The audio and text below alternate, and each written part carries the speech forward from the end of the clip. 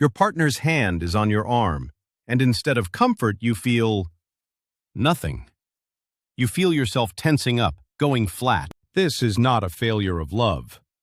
Neuroscience finds emotional betrayal can activate the exact same pathways in your brain as physical pain. That freeze is a survival response, running on autopilot. Your body has filed your partner, once a source of safety, under threat. This creates a deep conflict. The person your system is wired to seek for comfort is now the very person it is trying to survive. Here, we will break down the neuroscience of this response, explain why forgiveness is not a quick fix, and show how to reteach your body safety. When betrayal happens, your brain's alarm, the amygdala, lights up. To it, an emotional threat and a physical one are the same. Danger. This alarm shuts down your prefrontal cortex, the hub for rational thought. This is why you feel in a fog or cannot think clearly. Your body is left with three ancient survival options: fight, flight, or freeze. It automatically assesses which gives the best chance to endure. So if your brain is just protecting you, why does it feel so broken? Because this threat comes from inside the place you once called safe. To understand this, we need the concept of neuroception. It is your nervous system's subconscious radar, always scanning for safety or danger. Before the betrayal, your partner's touch was a powerful signal of safety. The betrayal did not just hurt you, it fundamentally rewrote that data file. When your radar detects this danger signal from a source you cannot fight or flee, the body's oldest defense takes over, the dorsal vagal state. But why does the body select this state of total shutdown?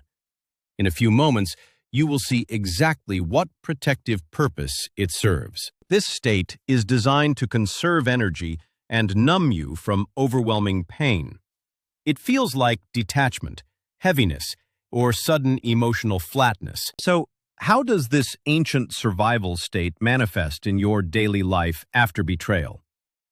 It is often more subtle than a deer-in-headlights moment. One example is the functional freeze. You may go through the motions of intimacy or conversation, but inside you feel disconnected and hollow. Another is the desire-fear paradox. You desperately want the connection you once had, while your body is physically repulsed by the same touch. This internal conflict creates immense confusion and shame. You might ask, why can't I just get over this? I already forgave them. Here is the critical disconnect. Forgiveness and the freeze response occur in two different parts of your brain, operating at two different speeds. Forgiveness is a slow cognitive process that uses language and meaning.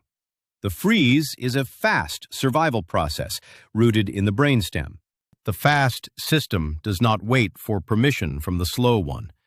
This is why you cannot simply think your way out of a freeze response. What makes this even harder to heal? When the story of the betrayal does not come out all at once. This is called trickle truth. Each new piece of information is a fresh betrayal, reactivating the threat response and resetting your healing clock. So why freeze? When the source of danger is also your source of safety, you cannot fight it or flee it. Shutdown is the body's last resort. Let's connect the dots. You are caught in that biological double bind, trying to use slow brain logic to fix a fast brain dorsal vagal freeze. This is the heart of the problem. You are applying a psychological solution to a neurobiological state. It is like trying to reason with a smoke alarm. If you cannot think your way out, how do you heal? You have to provide your body with new, compelling evidence of safety. The path forward begins with the body itself. Somatic therapies are effective because they speak the nervous system's native language. You must also reclaim a sense of control through boundaries. Your body will not risk approach until it trusts there is a clear exit. Healing occurs in connection, but a new kind.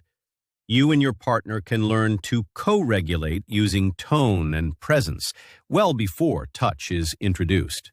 This process is not fast. You are rewiring your nervous system. It can take considerable time for the body to regain spontaneous calm. Your body is not broken. It is not failing at love. It is running perfectly on the information it was given. The work is giving it new information. That freeze is not the absence of love. It is the presence of a deeply intelligent survival system protecting you from that physical pain. Healing does not mean forcing the freeze away. It means creating enough safety that your nervous system can, on its own terms, choose to stand down. If this recovery feels long, you are not alone. Research shows around 94% of people are still triggered years, even decades later. Be patient with your body.